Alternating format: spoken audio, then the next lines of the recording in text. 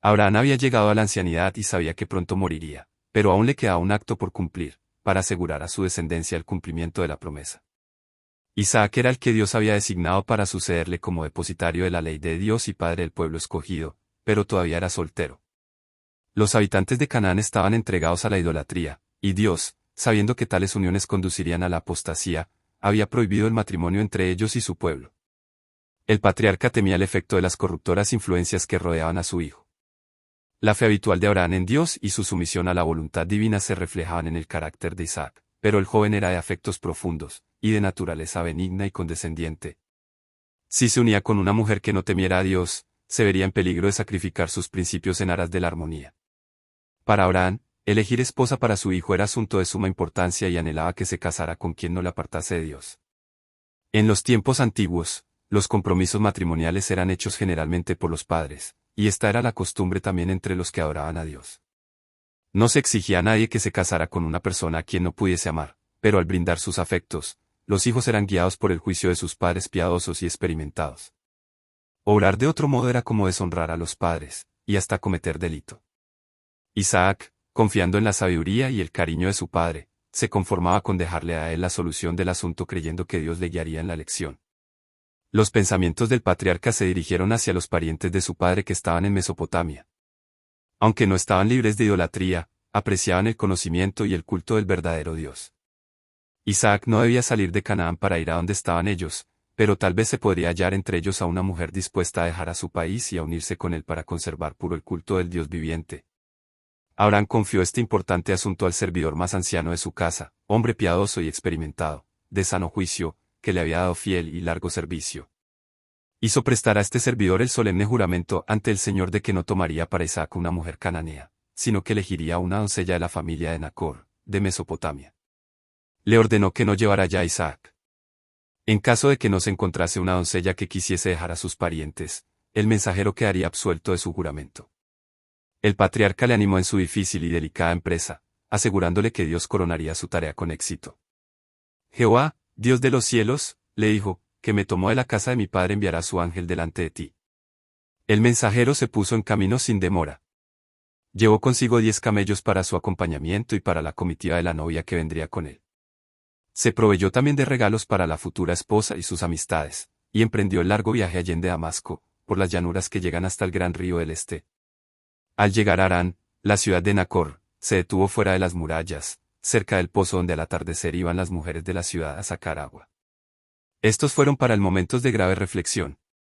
La elección que hiciera tendría consecuencias importantes, no solo para la familia de su señor, sino también para las generaciones venideras, y cómo elegiría sabiamente entre gente completamente desconocida. Acordándose de las palabras de Abraham referentes a que Dios enviaría a su ángel con él, rogó a Dios con fervor para pedirle que le dirigiera en forma positiva. En la familia de su amo estaba acostumbrado a ver de continuo manifestaciones de amabilidad y hospitalidad, y rogó ahora que un acto de cortesía le señalase la doncella que Dios había elegido. Apenas hubo formulado su oración, le fue otorgada la respuesta. Entre las mujeres que se habían reunido cerca del pozo, había una cuyos modales corteses llamaron su atención. En el momento en que ella dejaba el pozo, el forastero fue a su encuentro y le pidió un poco de agua del cántaro que llevaba al hombro. Le fue concedido amablemente lo que pedía, y se le ofreció sacar agua también para los camellos, un servicio que hasta las hijas de los príncipes solían prestar para atender a los ganados de sus padres. Esa era la señal deseada. La moza era de muy hermoso aspecto, y su presta cortesía daba testimonio de que poseía un corazón bondadoso y una naturaleza activa y enérgica. Hasta aquí la mano divina había estado con Eliezer. Después de retribuir la amabilidad de la joven dándole ricos regalos, el forastero le preguntó por su parentela, y al enterarse que era hija de Betuel, sobrino de Abraham, el hombre entonces se inclinó, y adoró a Jehová. Eliezer había solicitado hospedaje en la casa del padre de la joven, y al agradecerle había revelado su relación con Abraham. Al volver a su casa, la joven refirió lo que había sucedido, y su hermano Labán se apresuró a buscar al forastero y a sus compañeros para que compartieran su hospitalidad. Eliezer no quiso tomar alimento antes de hablarles de su misión, de su oración junto al pozo, y de todos los demás detalles. Luego dijo, ahora pues, si vosotros hacéis misericordia y verdad con mi señor, declarádmelo, y si no, declarádmelo, y echaré a la diestra o a la siniestra. La contestación fue, de Jehová ha salido esto, no podemos hablarte malo ni bueno. He ahí Rebeca delante de ti, Tómala y vete, y sea mujer del hijo de tu señor, como lo ha dicho Jehová.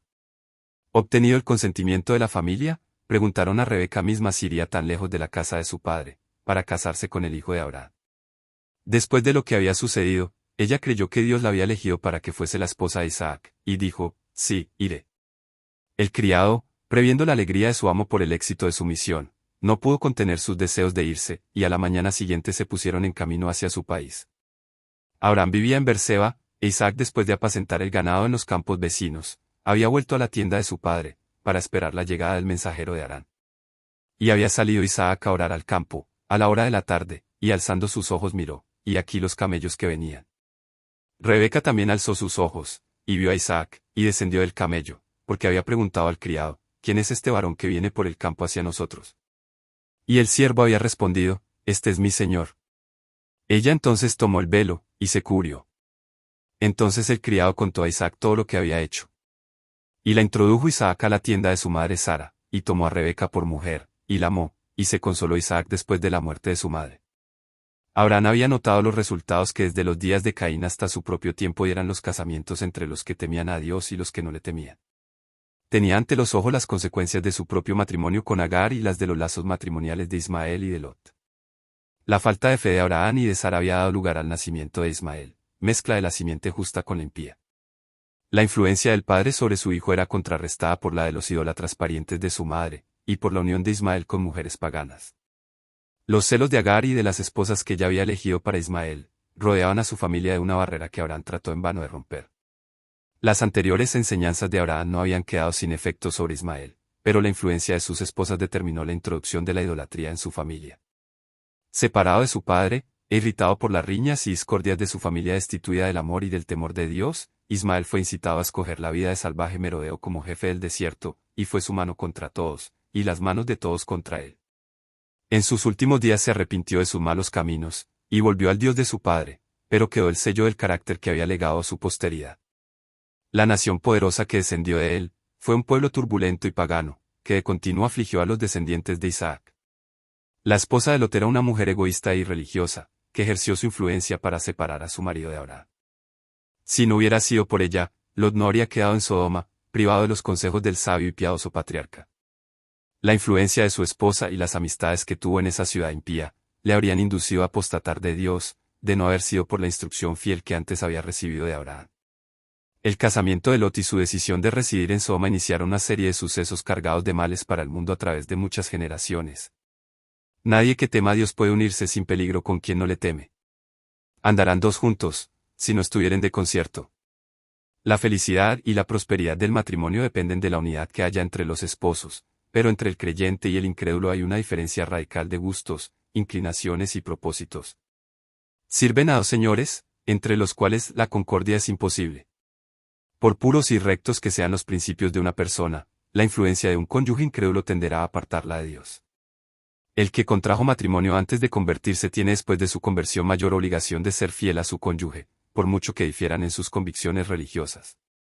Sin embargo, las exigencias del Señor deben estar por encima de toda relación terrenal, aunque como resultado vengan pruebas y persecuciones. Manifestada en un espíritu de amor y mansedumbre, esta fidelidad puede influir para ganar al cónyuge incrédulo. Pero el matrimonio de cristianos con infieles está prohibido en la Sagrada Escritura. El mandamiento del Señor dice, no os juntéis en yugo con los infieles. Isaac fue sumamente honrado por Dios, al ser hecho heredero de las promesas por las cuales sería bendecida la tierra. Sin embargo, a la edad de 40 años, se sometió al juicio de su padre cuando envió a un servidor experto y piadoso a buscarle esposa. Y el resultado de este casamiento, que nos es presentado en las Escrituras, es un tierno y hermoso cuadro de la felicidad doméstica, y la introdujo Isaac a la tienda de su madre Sara, y tomó a Rebeca por mujer, y la amó, y se consoló Isaac después de la muerte de su madre.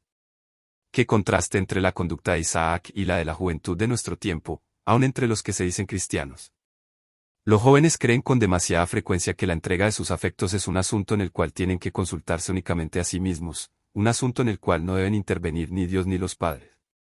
Mucho antes de llegar a la edad madura, se creen competentes para hacer su propia elección sin la ayuda de sus padres.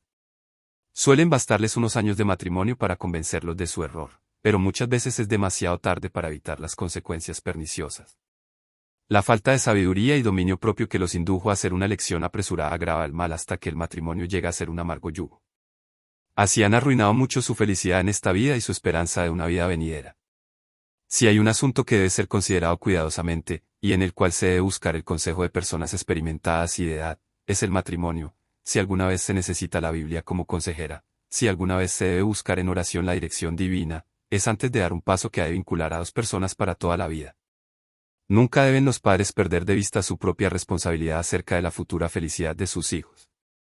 El respeto de Isaac por el juicio de su padre era resultado de su educación, que le había enseñado a amar una vida de obediencia. Al mismo tiempo que Abraham exigía a sus hijos que respetasen la autoridad paterna, su vida diaria daba testimonio de que esta autoridad no era un dominio egoísta o arbitrario, sino que se basaba en el amor y procuraba su bienestar y dicha. Los padres y las madres deben considerar que les incumbe guiar el afecto de los jóvenes, para que contraigan amistades con personas que sean compañías adecuadas. Deberían sentir que, mediante su enseñanza y por su ejemplo, con la ayuda de la divina gracia, deben formar el carácter de sus hijos desde la más tierna infancia, de tal manera que sean puros y nobles y se sientan atraídos por lo bueno y verdadero.